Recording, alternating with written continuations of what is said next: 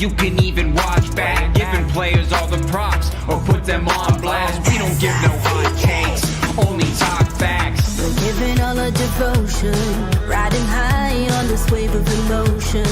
Going all out, yeah, cause this is our time.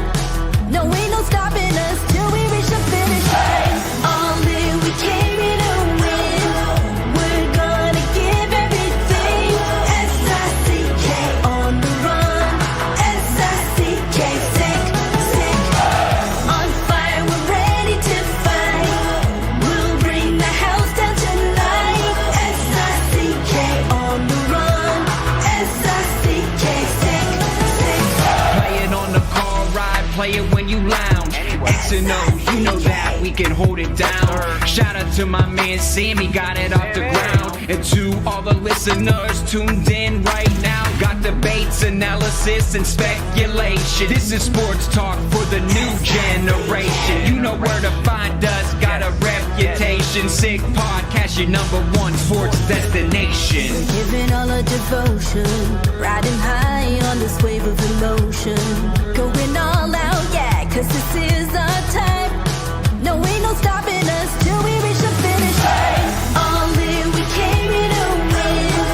We're gonna give everything. S-I-C-K on the run. S-I-C-K, sick, sick. On fire, we're ready to fight. We'll bring the house down tonight. S-I-C-K on the run.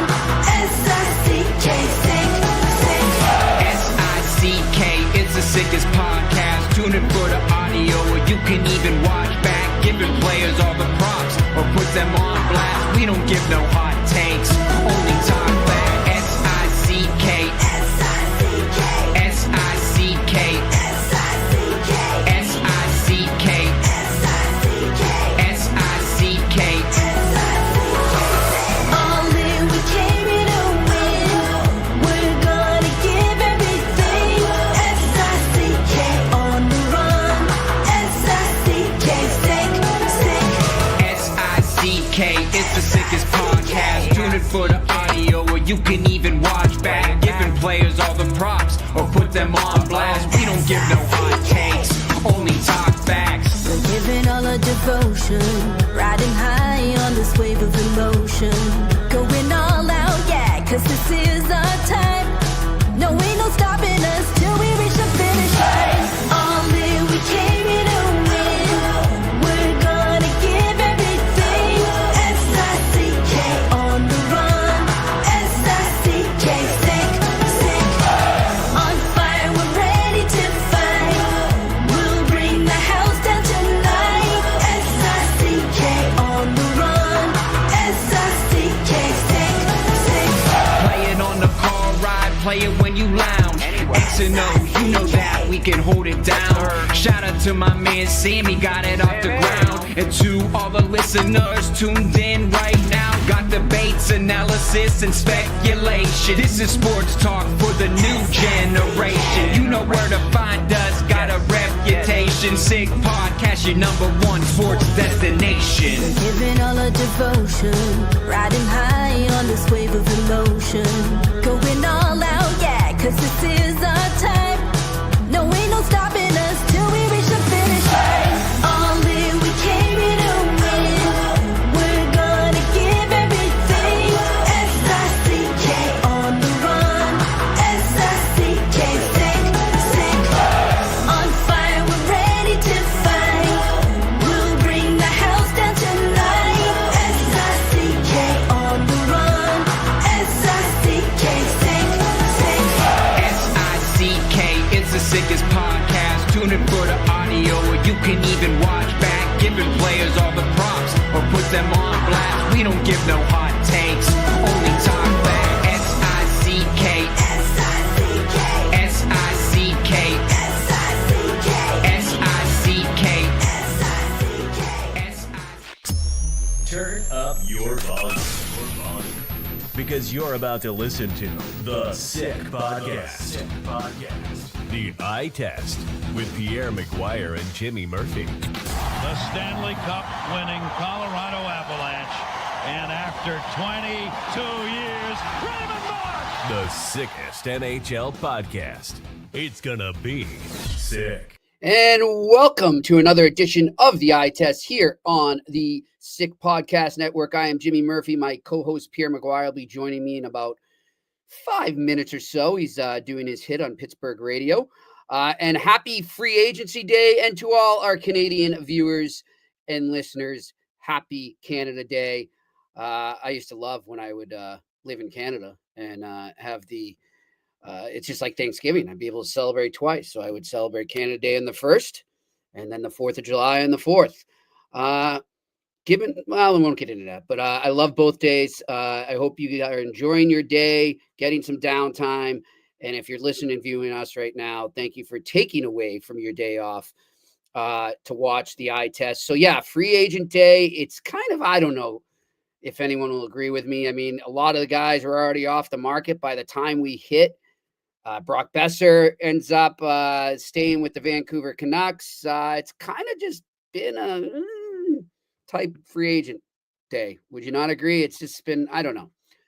Has it pushed the needle for you? I don't know. I don't feel that way. I'm just kind of blasé. I'm more waiting for what I do think is going to be a very busy trade market in the coming 2 weeks because of the thin free agent market, because of everything I'm just discussing right now.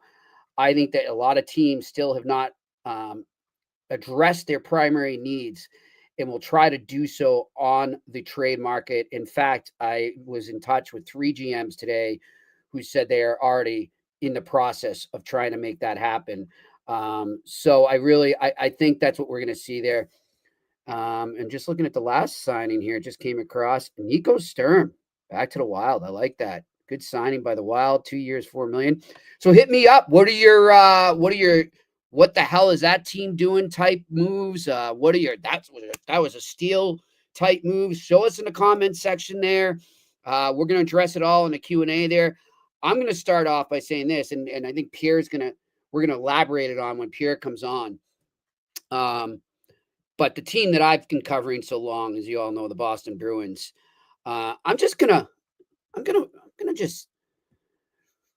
read a quote from Cam Neely on April 23rd in their end of the season presser. This is Cam Neely. Actually, let me pull up the full quote here while I can. Where are we? Let's see. I had it there, and now I've lost it. I apologize. But the Boston Bruins, I don't know what they're doing, and I'm not sure they do either. Okay, so let's go to the end of the season press conference. I wish I had the sound for you right now. Did not have time to get it into you. But let's get to this. This was Cam Neely. All right, quote, "The biggest thing for me is I don't want everybody to just focus on making the playoffs. Yes, we do want to make the playoffs, but we have bigger goals in mind than just making the playoffs. It's not just about getting in and getting bounced in round one. We're here to understand that we have to build a team that's going to compete for Stanley Cups. I mean, Don Sweeney, that is, and his group have done it before. I have full confidence we can do it again. The game is so fickle. If we win in 2019 in Game 7 at home here, I don't know what the conversations are externally after that. But I think it's not just about getting the playoffs here. It's about winning." Okay. Are you going to tell me that the moves that the Boston Bruins made today are about winning the Stanley Cup? Is Tanner Jeannot going to win you the Stanley Cup? Is Victor Arvidsson going to win you the Stanley Cup? Is Jordan Harris going to win you the Stanley Cup? Want me to go on? Get the drift?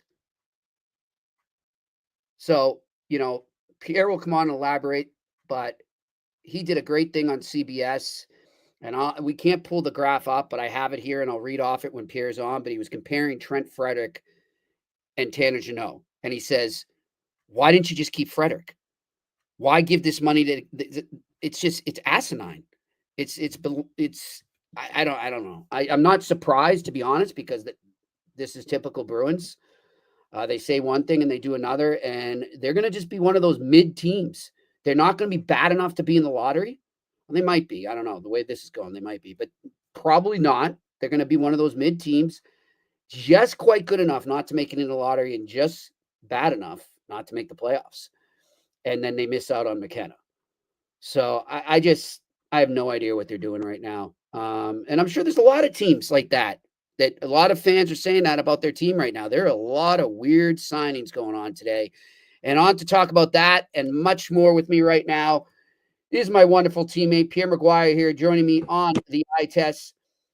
Hello, Mr. McGuire. Hello, James. How you doing, my man? Not too shabby. Better than a lot of general managers right now, I'll tell you that. There has to be some serious questions asked by ownership groups around the league. So if some of these moves don't work, just because a cap went up to $95 million doesn't mean you need to spend recklessly to get there. Exactly. Most of these teams have taken away their cap flexibility on borderline deals. You know, one of the teams that did unbelievably well, though, are the Vancouver Canucks. Yes. The Vancouver Canucks, when you think about it, they were looking at the potential of no Thatcher Demko, no Connor Garland, no Brock Besser, and now they've stabilized their lineup. They were able to keep Brock Besser, which I think at a very digestible rate. They kept Connor Garland, especially if he continues these offensive productions that he's been doing over the last little while. If he continues to do that, that was really important. And I think Thatcher Demko is priced properly for what he brings to that team if he stays healthy. So you put it all together, and then you add in the addition of Evander Kane last week. I think the Vancouver Canucks have stabilized their situation amazingly well. They have a legitimate first line. They have a really competent second line. Their third character led by Teddy Bluger. And their fourth line is going to be big with Drew O'Connor and Dakota Joshua. And they're going to have amazing skill with Jonathan Lekoramaki. That's how it looks right now. So I'm looking at Vancouver today and I'm going, those guys didn't even go outside their organization. No. Because what's the one thing that we've talked about ad nauseum? A general manager needs to be an expert on his own players more than anybody else. Mm-hmm. And Jimmy Rutherford and Patrick Alvin were experts on their own players. Some of these other deals are cuckoo crazy that guys are going to choke on. And when they do, they're going to end up losing their jobs. And they're going to say, but wait a second, I only did what they asked me to do. Mm-hmm. No. Pierre, before you came on, one of those teams that, you and I have been talking about all day, I just referenced it to our listeners and viewers, the Boston Bruins. I mean, like I said to them, I don't know what to say. I don't get the direction here. It's like one way and then one way the other way. And I don't see the plan right now. I don't understand it. I don't like to badmouth anybody because I've stood in their shoes and I've sat in their seat, and it gets hot and it gets uncomfortable. So I know exactly what Donnie's going through, and I'm never going to point. I have too much respect for Donnie as a former player in the league, guy that played over 1,000 games. Mm-hmm. And I watched him play when he plays at St. Paul's Academy up in Concord, New Hampshire. I watched him play with the Boston Bruins. I coached against him in playoff series. I broadcast his game. I've known Donnie Sweeney a long time, going back to, like I said, early 1980s, St. Paul's Academy. But I'm just going to tell you right now, I don't know who pushed him to do some of these deals, but some of these deals aren't right. And Jimmy, I gave you intel before. I did a breakdown as soon as they got Tanner Jeannot. I did a breakdown, and I used it on CBS Sports HQ this afternoon. Yes.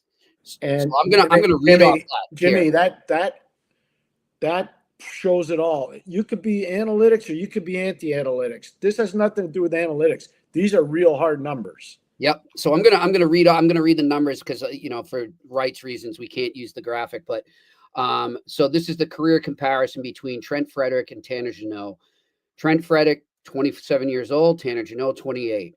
Career goals: 55 Frederic, 49 Jeannot. Career assists: 54 assists. Frederic, 44 Jeannot. Career points: 109 Frederic, 93 Jeannot. Penalty minutes: 307 Frederic, 403 Jeannot. So my question is, why not just keep Trent Frederic?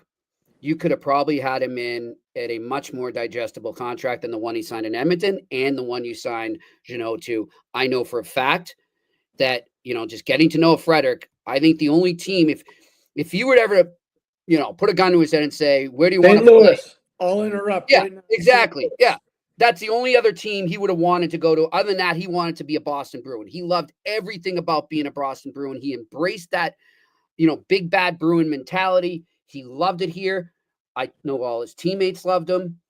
I don't know anything about Tanner Jeannot. I'm not saying that he's not a great guy or he's not a great teammate. No, he's a hard worker. He's a hard working player. He's an industrious But I kid. just think you had a player that was, I think, better. Better overall in terms of what you just paid Jeannot. When you're looking and comparing the contracts, I get the years are crazy on Frederick too. I'll never debate that. But I would take Trent Frederick over Tanner Jeannot right now. What people have to understand, Tampa kept him 1 season and 20 games. Okay, 1 season and 20 games. The LA Kings kept him 1 season. Moved on. You take Arvidsson, who they just got from, remember Arvidsson, didn't we talk about him last year? We didn't even get to that, yeah. No, they took Arvidsson and Jeannot. Do the math. Arvidsson's contract and Jeannot's contract. It adds up to $7.4 million. Brad Marchand going to play for $5.3 million. Exactly. And for those saying, so you would have done 6 years with Brad Marchand, first of all, Brad Marchand wasn't going for 6 years with the Boston Bruins. I know for a fact. Oh, no way. And I know it too for a fact. He wanted to do 4, and he probably would have bent and gone a little lower. He probably would have just stayed. And I can tell you this right now, Pierre, and I'm surprised because I didn't think he ever would. But based on people I know that know him well, he did consider it a little yesterday before finally going. He said, maybe I go to market and wait and see what the Bruins offer me, because he didn't want to uproot his family. That's the only reason. But of course, you would get that deal in the way that Bill Zito and him were able to sit down and work out the years. And just as you predicted, by the way, Pierre, I mean, you basically broke down what they ended up doing in terms of the years and why you give up a little AAV, you give up some years. And that's what they did. They found each other halfway, and that's why he's a Florida Panther. But I'm telling you right now, if you had taken the money you just gave Arvidsson and Jeannot and offered that to Marchand in February, Brad Marchand's a Bruin right now. I couldn't agree more. I completely agree. This is not a shot at Arvidsson. He had 15 goals last year. Yeah. He did some, but we talked about when he and Skinner went to Edmonton, they made their team redundant. They were not a better team this year than last year. People would say whatever they want. They weren't. They were not. They lost in 6 games, and in Game 5 and Game 6, they didn't just lose. They got slaughtered. Yeah. Right, Jimmy? They didn't just lose. They got wiped out. So I think the biggest thing is, for me with Boston, Charlie Coyle was traded away last year. Brandon Carlo was traded away last year. Brad Marchand was traded away last year. They let Matt Grzelcyk go before the season. They traded away Linus Ullmark. They traded away Federic. So they brought in Elias Lindholm. They brought in Nikita Zadorov. They brought in Eunice Korpisalo. They brought in Mark Kostelik. Mm-hmm. I get it. I like that Costello sign. So do I. I told you, I love the kid. I mean, You called me right away when they got I him. had him. I think the world of him. I was in the American League with the kid. I can't say enough good things about him. He's a great kid. But look at what they moved out, and look at what they moved in. Exactly. It's not even close. And that's coming off, to be fair, that's coming off the retirement of Patrice Bergeron and David Krejci. So they thought that Poitras was going to be able to replace one of those guys down the middle. Mm-hmm. Now, if you look at a Bruins depth chart, Poitras is a third-line right winger. They don't even have him playing center. Yep. Charlie Coyle's gone. He was a perfect third-line center. James Higgins is going back to BC. So spare me for all these people. Fans telling me, Pierre, we got our number 1 center for this year. And I said, oh, really? Who? James Higgins. And I'm like, what? Like, come on. Listen, everybody's entitled to their opinion. I totally respect I do, and Jimmy knows that. Yes. I respect everybody's opinion. He reads me stuff, and I'm like, I don't agree with it, but I respect it. Everybody's entitled to their opinion. But all I'm going to tell you is this. Physically, James Higgins is not ready to play in the NHL. In a year, he probably will be. USA World Junior team, probably go to the World Championships, or maybe be with the Bruins at the end of the season when BC's done. He's going to play probably the most minutes of any player at BC this year. Yep. So, is he going to be playing with Ryan Leonard? No. Is he going to be playing with Gabe Perreault? No, he won't. But last year he played 37 games in college hockey. He had 37 points. 11 of those were goals. So not a lot of goals, but a lot of assists. But with the elite players. This year he's going to take another step forward. He will. In a good way. He'll take another step forward. But to rush him in the NHL would be a major, major mistake. And I don't think Donnie Sweeney's going to do that. I'll be shocked. Let's agree. Well, you know what, Pierre? There are a lot of other negative things we can get to, and maybe we will. But I want to turn it over to positive. It's Canada Day. Let's celebrate with our Canadians. Hey, before you do, because there'll be a Canadian group that'll be upset. Nikolai Ehlers isn't going to go to – well, he isn't going to market. But Nikolai Ehlers won't be going back to Winnipeg, I don't think. I don't believe he will. So I know they got Tanner Pearson. I think they made another little deal. I just got off of a television show and I was doing Pittsburgh radio. So I'm looking right now. I think they got a second player in Winnipeg, but I know they got Tanner Pearson. I think they got 2. Let's check it out. Yeah, they get Pearson. Oh, you know what? Boom. I can just break it down into teams. Let's see. What do we got? They got Cole Koepke. Okay, so they got Cole Koepke from Philly. Actually, from Tampa, Boston. Yeah, Tampa, Boston. He's been around lately. Yeah, Tampa, Boston, Winnipeg. So they got Koepke. So they brought in 2 guys. I don't think Ehlers is going back there. But what the Besser signing did for him, and I'm happy for him because he's actually a really good player and he's a tough kid. So Besser re-signing in Vancouver, he's the number 1 guy in the market. He's going to go high. Yeah. So Besser gets 7.25. I'm going to say Ehlers is going to go 8.5 or higher. You think in Carolina, maybe? Carolina. Yeah. What about Rangers? Maybe Rangers. He's going to go somewhere. He's going to get money. Yep. And then you see what Kenny Holland did. He brings in Corey Perry, the guy he brought in. You know what I said? I'll go. This is Pierre, and this is for our great sponsors, Betway. Once the odds are up there for who makes the Stanley Cup final, hey, he's been on 5 of the last 6 Stanley Cup finals. Corey Perry's played in it. So it's a fun future bet to make. That's what I'll tell you there. Go to Betway and do that. That's cool. That's good. 5 of the 6 last Stanley Cup finals, Pierre. That's amazing. So, we talk about Boston and omissions. Let's do this one. Keandre Miller is leaving the Rangers to go to Carolina. Ryan Lindgren was traded away last year to Colorado. He signed with Seattle today. Jacob Trouba was traded to Anaheim. Zach Jones was signed out of the University of Massachusetts at Amherst. They didn't qualify him today. 4 of their top 6 guys on defense from last year out. They got Gavrikov today, so he'll play with Fox. Carson Soucy and Will Borgen will play together. Euro Vakanainen and Raiden Schneider will play together. You think that top 6 is better than the top 6 that didn't make the playoffs last year? No, I don't. I don't either. I don't.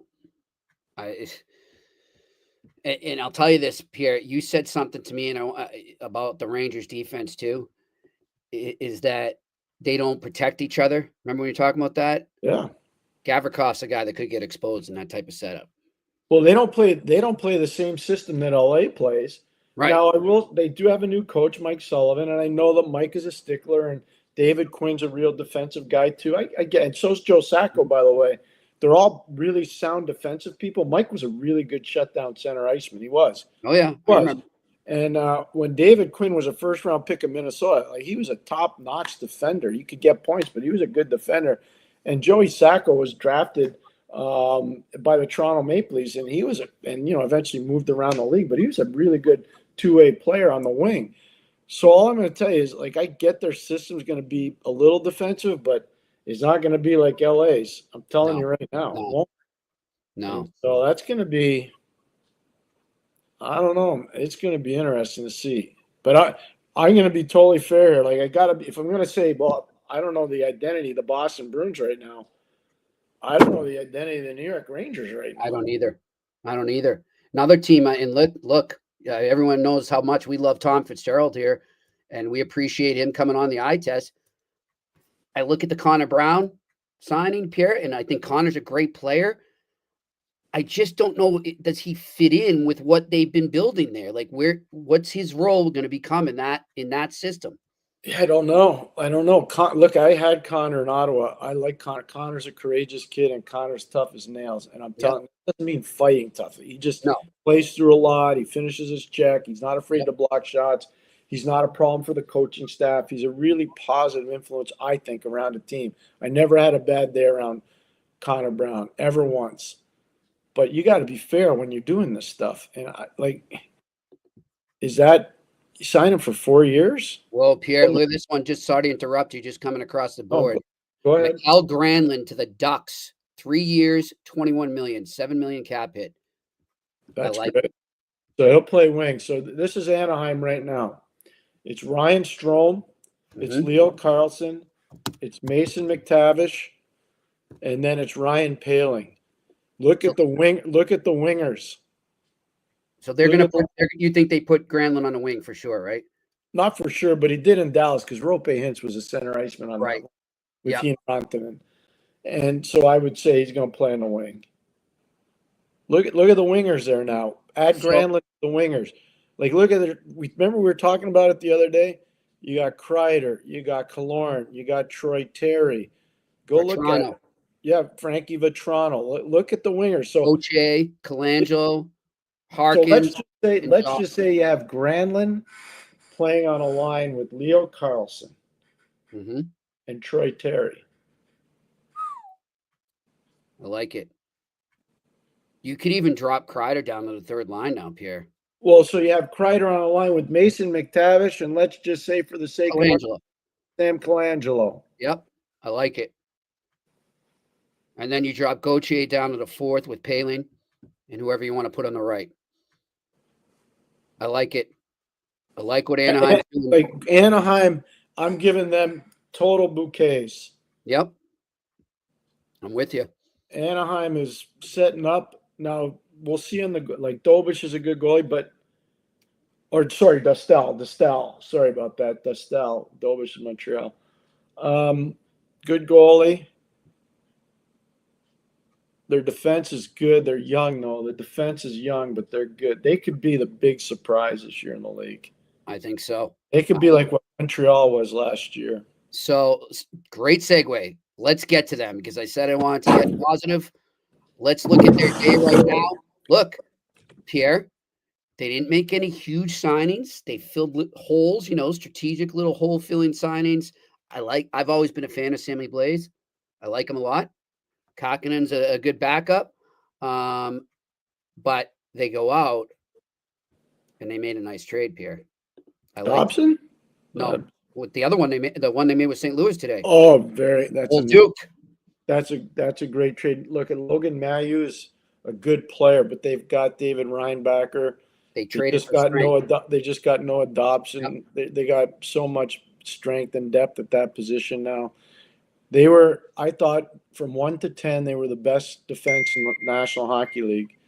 So I'm not going to say they're not anymore. They're not as deep, but they're still really good. Bolduc's a good player. Bolduc's last 2 years in junior with the Quebec Ramparts, 105 goals. I like it.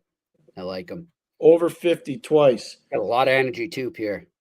He plays with what an old coach of mine called vim, vigor, and vitality. I like that. That's what he does. I like that. So Montreal did really well. They're really run properly right now. Well, that's what I want to get to, Pierre. I remember when you said I think this is going back to maybe the summer after Gorton and Hughes were hired. So that would have been what, 2022? Yeah, 2022. Yes.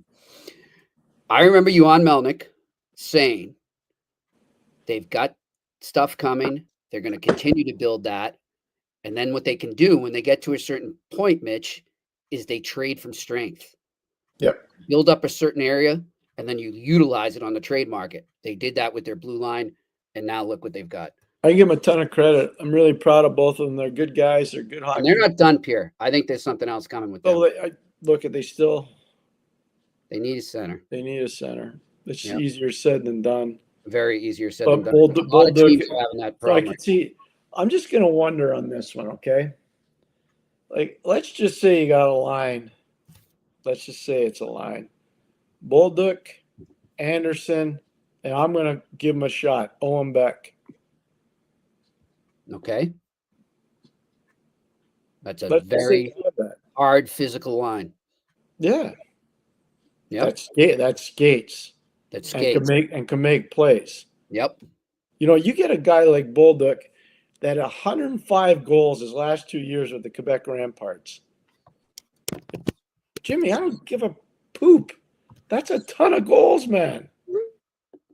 Yeah. This is going to be a fun team to watch, and like I said, I don't think they're done yet, Pierre. I really don't. Well, you would know that better than I mean, Yeah, Pierre. Anything else you want to touch on quick before we get? yeah, into Florida Panthers. Yes. Did you remember? Mm-hmm. Said they were keeping all three. We said it. Told They you. did. They They're did. keeping all three. Yeah. So now they got 10 guys locked up till 2030. Reinhart, Barkov, Verhaeghe, Lundell, Bennett, Kachuk, and Marchand. Then they got 3 on defense: Ekblad, Jones, and Forsling.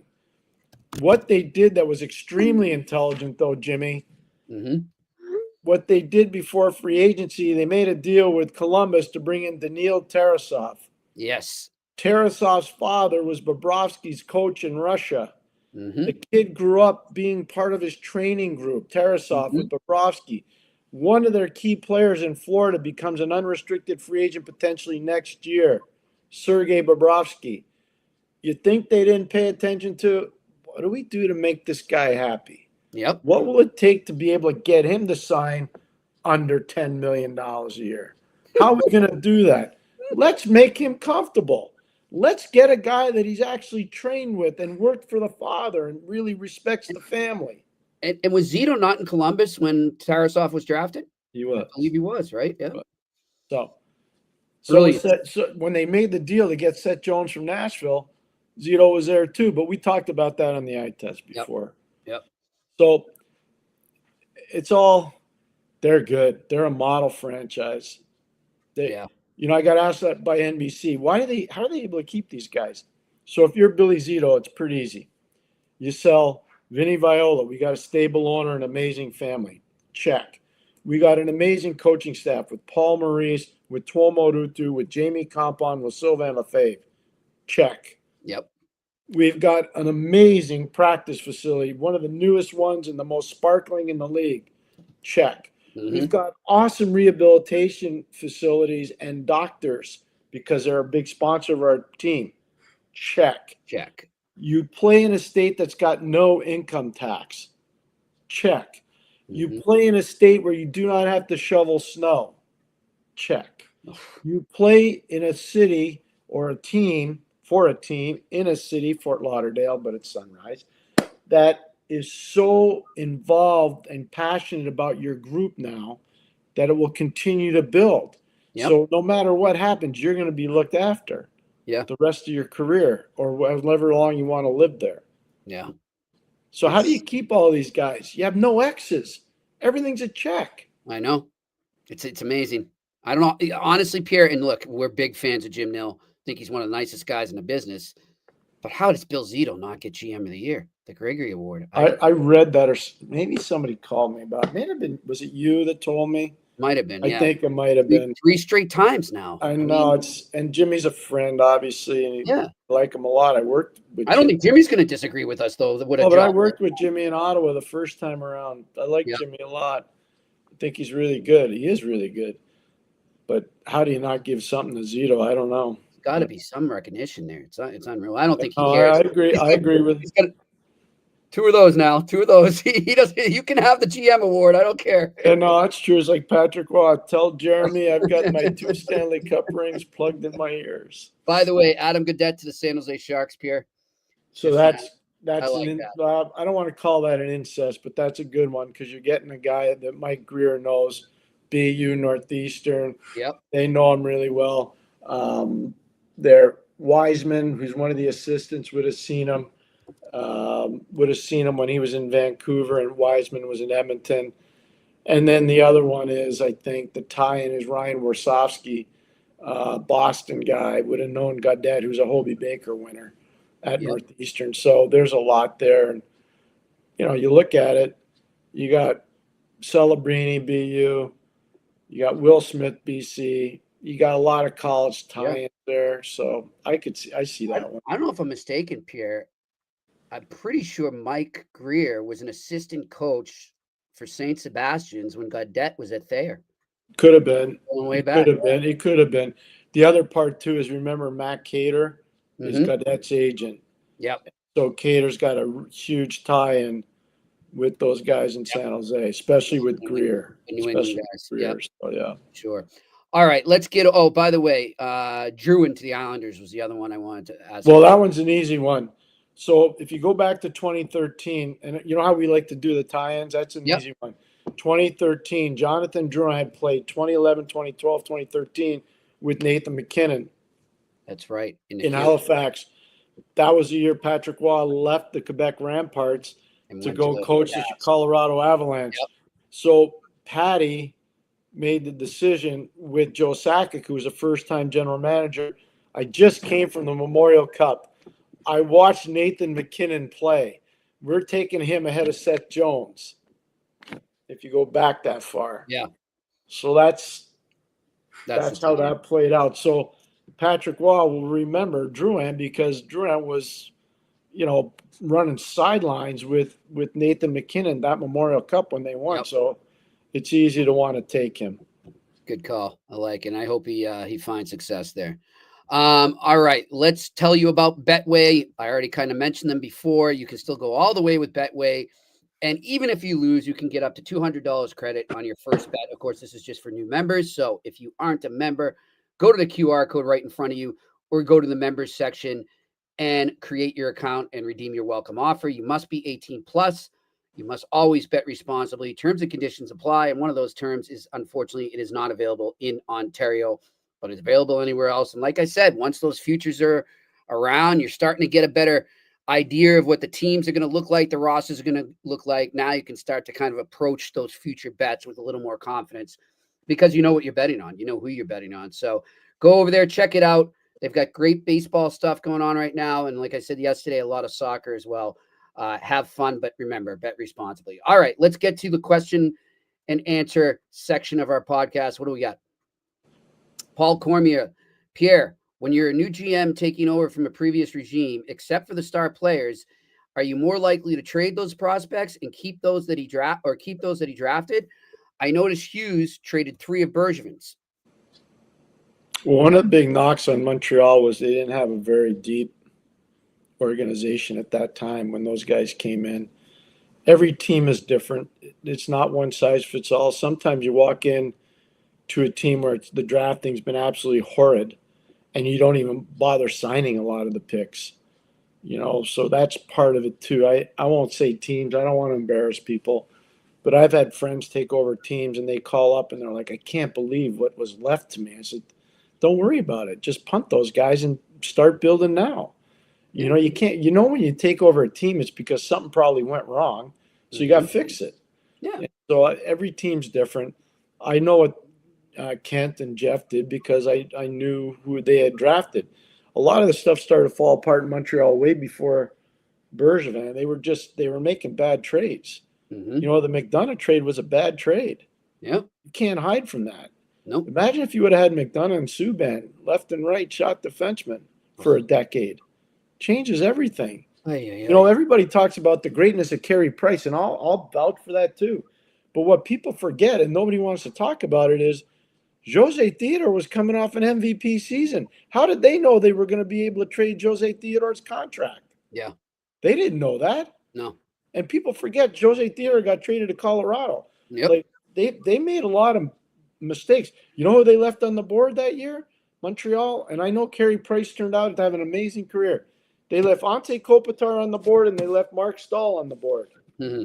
Just talking about it. What were the organizational needs? They weren't in goal. No. They were at center on defense. Yep. I'm with you. So, All right, next question. Juice _031017. With some of the signings the Habs made today, do you expect Laval to be a very good team again next year? enlighten me, Jimmy. Who are some of the signings that they made? I mean, they just brought in like Alex Belzili, Belzil. Nate Klerman. I mean, those are guys I could see going to Those are guys going to the American Yeah, League. yeah. I'm trying to think of other ones that they made that would be going. The other day they re-upped with Condata. Yeah, that's a Yeah. kid out of the University of Lowell. He was captain. Those are all good signings. Yeah, Kakinen, and we agree. yeah, so that'll be a How battle. do you think happens there with the goaltending? I think it's to create a battle. They don't want Dobich to be comfortable, and they want to push him. And I think they want Fowler to take over the net down in the American Hockey League. Yep. So they're trying to create as many battles as possible. I think it's smart. I don't think it's bad. Sorry. I got a text from an agent right now. They're the poor Bruins right now. So you give that to Janot, but you wouldn't give Granlund 7 times 3. I'm not saying anything, Jimmy. I'm not saying anything either. You said it right there. This is one thing I forgot to tell you. Teemu Selanne's a friend and somebody I respect a lot. I remember doing the 2014 Olympics like it was yesterday in Sochi, 11 years ago. And Teemu Selanne was at the end. And he wanted to play with Mikael Granlund to be his mentor. Wow. And he was. And I'm telling you, it was unbelievable to see how much. And now he's a Duck. And Teemu lives in Southern California. Yep. He has a steakhouse in Orange County. He's around the team a fair bit. I see Teemu at the Hall of Fame every year. And Pierre, I can see what's going to happen. An awesome story idea. Thank you, because I'm starting to jot down ideas for stories because it's about to get real slow. That's a great story idea. I like it. I would call Teemu right away if I were you and say, Teemu, Awesome. tell me about how you mentored Mikael Granlund. Oh, that's great. That's great. Somebody will poach it from you, Jimmy. You better work on it fast. I'm going to get on it fast right now. I read a Sunday column. I won't say the writer's name, and he knows who he is. Yeah. I know you watched the show because we wrote your column for you. Yeah. It's not the first time either. That's all I'll say. All right, next question. Costa, which players does Montreal have that can compete with Florida in toughness in the playoffs? Good question. Good question. Very good question. Josh Anderson. Yep. Josh Anderson, Ken. I don't know if he's still going to be here. Jaden Struble, Ken.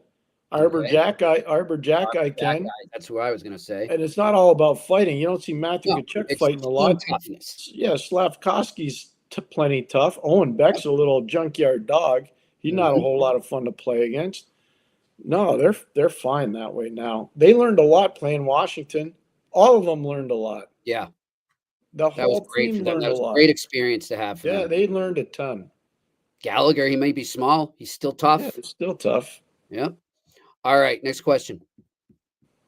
A moment of clarity. Hi, which team is obviously tanking already, but trying not to look like it? I'm going to plead the fifth on this one. I think Pierre might too. I'm going to plead the fifth as well, but I can see two of them that are setting up. Me too. I see two setting up. Yep, me too. All right. And they're real. You know what? Honestly, I feel strongly by saying this. Right now, they're the only two. Mm-hmm. Because I've seen a lot of people trying to progress their program. Yeah. Yeah.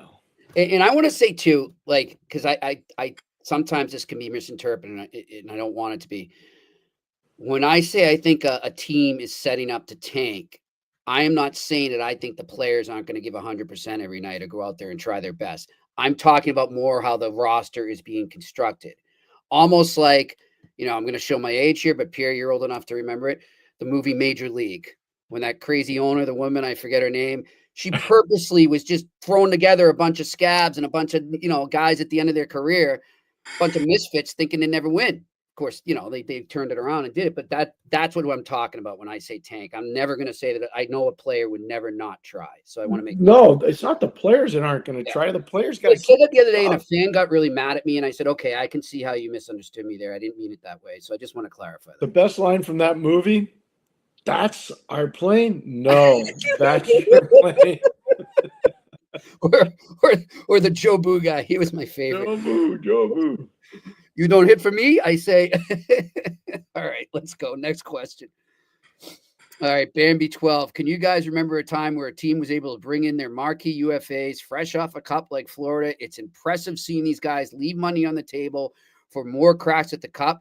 In hockey, Bambi 12, I don't right off the top of my head, but I said this before. I've made this comparison before. I just think of that Patriots team I got to see for the last 20 years where players were constantly doing that. Yeah, I don't remember any team with this many players taking big haircuts to stay. Yep. I don't. Now, we've only had the cap. Let's be fair. We've only had the cap since 2005, 2006. So it's almost 20 years. Yep. But I don't remember anybody ever doing what these guys have done. But it goes back to what we said yesterday. It wasn't so much the dollar value. It's the added years. It's the term. It's the new tool of creative general managers. Add term, less money, more term, and just deal with the long-term, prognosis for the players health-wise. Yep. All right, next question. Juice_031-017. Pierre, what does Scotty Bowman think of the Noah Dobson trade? I'm not going to speak for Scotty, but I will tell you that we spoke about it, and I thought it was I'll just use what I think. I'm not going to use Scotty's words. I don't think it's fair. But I thought it was a very positive move for the team. You can never have enough defensemen. You can never have enough skilled defensemen. And I think in Montreal's case, you get a guy that is a very good puck mover with very good size. My only question mark on Noah, can he defend well enough and hard enough from the hash marks to the icing line to the net? And if he can log big minutes. And if he can't, they're going to have to watch his minutes. That's all. All right, next question. Stasi, Montreal, thoughts on Bolduc? Think he can slide in as a 2C alongside Laine and Demidov? Can be an interesting project. It could be a project. I'd rather see him on the wing because I don't want to take that fearlessness and that aggression away from him on the forecheck. He's a barbaric forechecker, and I say that as a compliment. And he's a kid that's got really good hands. So could it be an experiment? Yeah, maybe they look at it in training camp, but I would say probably not. Okay. Probably not. All right. Next question. Bacon, do you think the Ducks could have made out better had they waited to move Gibson till today? The goalie market is so bad. That's a valid question. It is, but I think they've made out really well. If you look at all the moves they've made. Yeah, I think they're doing okay. They weren't okay. Zegras could go to Philadelphia and do fantastically well, but they wanted Paling because they're trying to roster build. Yep. So they wanted Paling in the four-hole. They knew Zegras was never going to be a fourth-line center. And if you look at their first three, Zegras isn't playing ahead of Ryan Strome. He's not playing ahead of Leo Carlson. He's not playing ahead of Mason McTavish. He's not. Yeah. So Zegras had to go. So he goes. And they get Paling, and they're happy with that. They get Chris Kreider. They're thrilled to death with that. Now they've added Mikael Granlund. Excuse me. Mm-hmm. They're thrilled to death. They like as far as Gibson goes, Pierre, remember, I don't know if I said this on the air. I said it to you, how I saw Verbeek do that interview on NHL Network on the second draft day. And he said, look, this is something Steve Eisman and I have been discussing since before the trade deadline. So it's like this was in the works. And, there comes a time when they probably look at each other and say, hey, we're going to finally do this or what? And they did it. And I think you got to look at the relationship between Verbeek and Eisman. Right. They played junior hockey against one another. One was, up in Sudbury. One was in Peterborough. They played with each other in Detroit. Mm-hmm. They were both big voices with the Players Association. They worked together in Detroit. They worked together in Tampa. I mean, they're very good friends. Yeah. So you get it. Yeah. You get it. Yep, I'm with you. All right, next question. Franco, who is playing the penalty kill on the Habs with Dvorak and Armia and Savard gone? Can Dobson replace Savard on the PK? I don't know about Dobson on the PK. No, but their number one penalty killer is Jake Evans. Yeah, he's still Josh there. Anderson's another one of their elite penalty killers. I think Owen Beck's going to be a top penalty killer for them. The maturation of Alex Carrier is really important. I think eventually they can turn Struble and or Xhekaj into penalty killers. As far as I know, they still have Mike Matheson, unless something's happened in the last 10 minutes that I'm not aware of. I checked. There's nothing yet. So I think they're going to be fine. I'm not worried about them. And Bolduc's a penalty killer too now. They just got Bolduc. He can kill penalties. So no, they're fine. They're good. Alrighty, next question. Simo Hockey Training. Pierre, how did the Hawks not address a top 6 winger center for Bedard to play with after Kyle Davidson said no bottom of the league last year? It seems like we're headed that way again. Give it time. Yeah, I would say time is one of those things. They kept Ryan Donato. Don't forget that. Yeah. Over 30 goals last year. I think it was 31 to be exact. So, no, they've done some good stuff. They've got some internal development going on, too. Nazar's really starting to come on. I think they're thrilled to death with him. They're going to have good size and mobility on the back end. It'll be interesting to see how Kevin Korchinski does this year. I know, obviously, they want him to go back to play in the American League and get his confidence up. I think a full season of Spencer Knight is a positive thing. They re-signed Soderblom. They got a lot of good stuff going in Chicago. I'm more bullish on Chicago than maybe most people. I get the fans want instantaneous results. I get that. Probably not going to happen this year, but I think the future's bright. And I'm just everyone out there who might be feeling the same way about your team as well. Little patience, because I'm telling you, everyone I'm talking to feels like there's going to be some trades in the next couple of weeks. People are going to try and do, like I said, they're going to try and fill it that way since it was a thin free agent market. So you never know what can happen. We'll see. All right, next question. Montreal Hockey Talk. Hey, Murphy, can you ask? Well, I can ask him right here. There he is.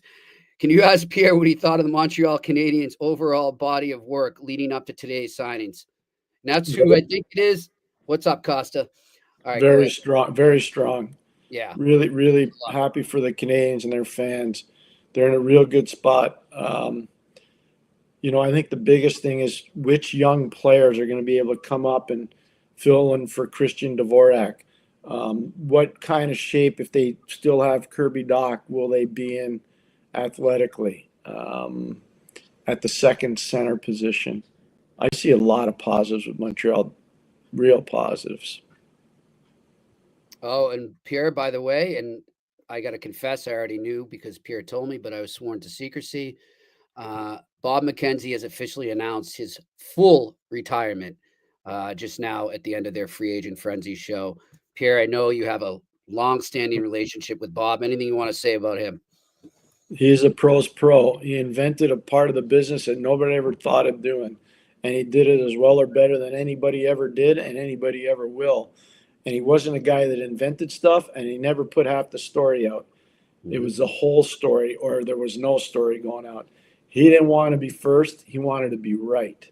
Yeah, And he always was right. I can tell you there were numerous nights where Bob and I would sit on that panel together, and I was like, Bobby, we got an amazing scoop here. And he'd call me Petey or Piero, one or the other. And he'd say, hey, Piero, we don't have the full story yet. We're not doing it. I said, respect that. Yep. So Bobby was a pro's pro. He's a special friend. He always will be. We hugged it out the other day at the Hall of Fame when he told me. So I'll miss Bobby from work, but I'll be talking to Bobby probably more now than ever. Yeah. And his son Michael is the general manager of the Kitchener Rangers. So while a lot of people think this is the end for Bobby hockey-wise, he's just starting right now. He's going to be a big part of that Kitchener Rangers. Congrats to Bob on a great career and enjoy retirement. But like Pierre said, we're sure you'll be around the rink plenty. So hopefully I see you along the way. All right, next question. Mike, would you guys think it's worth sending McTavish an offer sheet? Yeah, but he's going to sign in Anaheim. Anybody.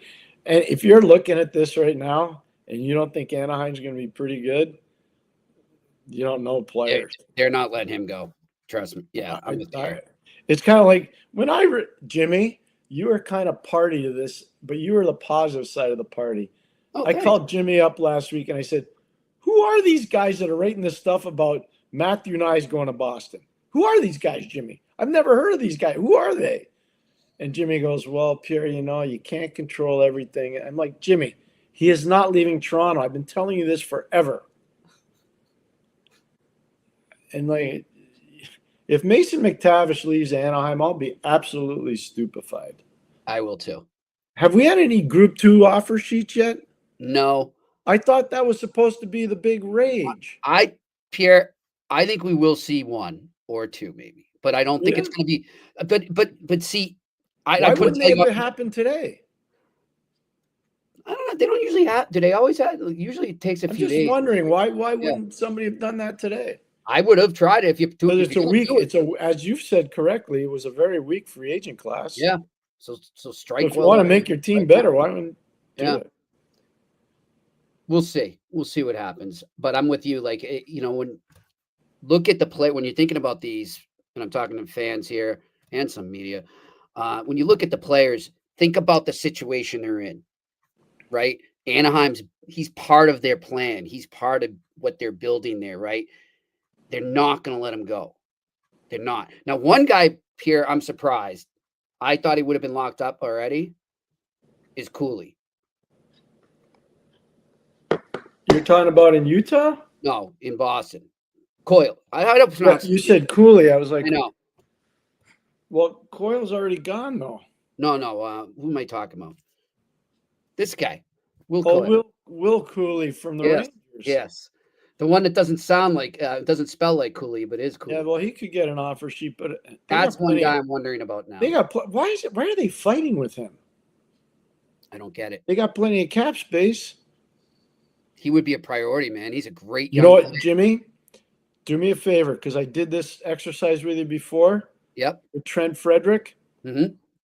All right. And Tanner Jeannot. Yep. Now do this one. Will Cooley and Matthew Nyes. Okay. Let's do it.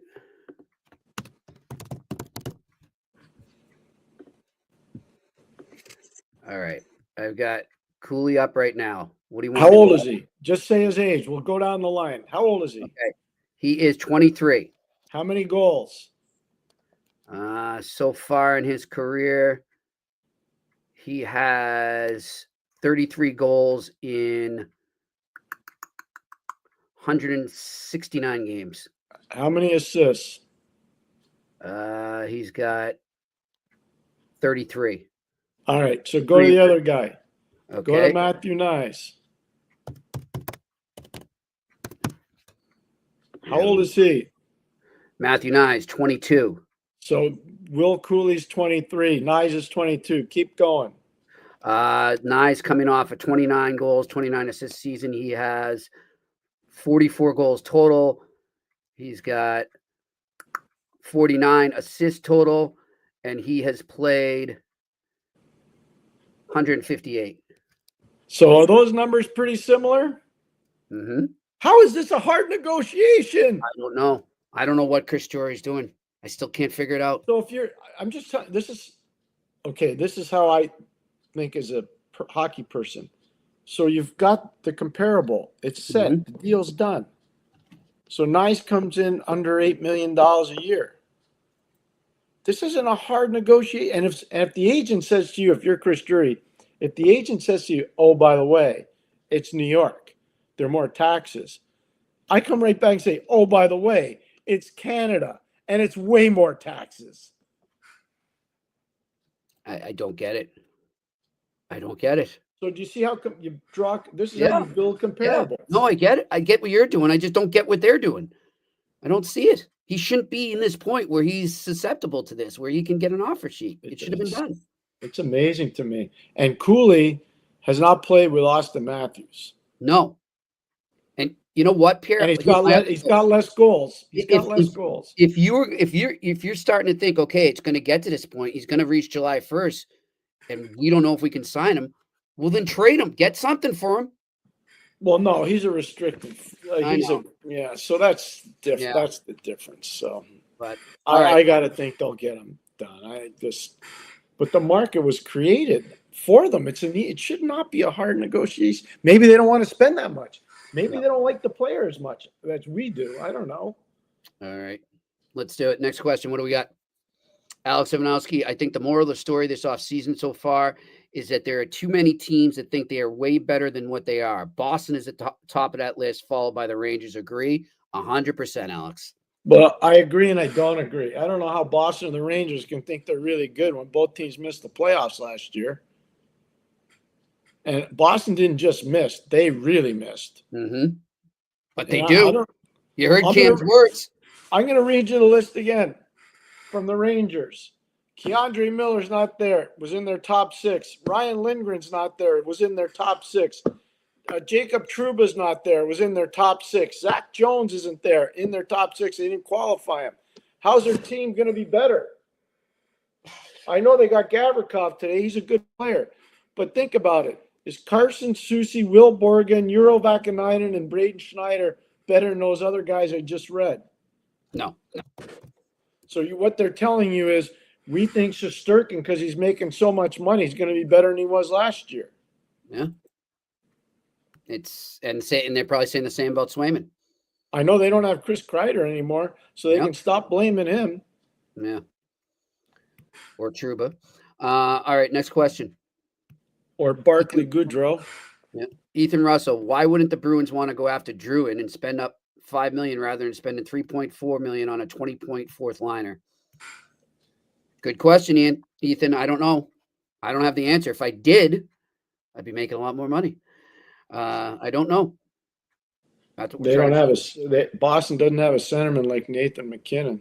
No, they do and not. I don't know if the Islanders do either, but I think they got a little bit more than what Boston has. Barzell, he's not Nathan McKinnon by any means. Bo Horvat.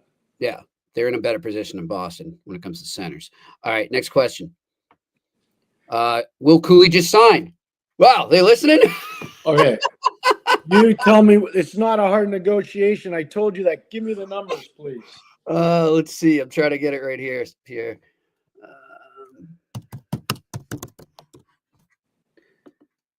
What do we got here? TSN doesn't have it up yet. Let me see if anybody has it there. Post it in the chat room.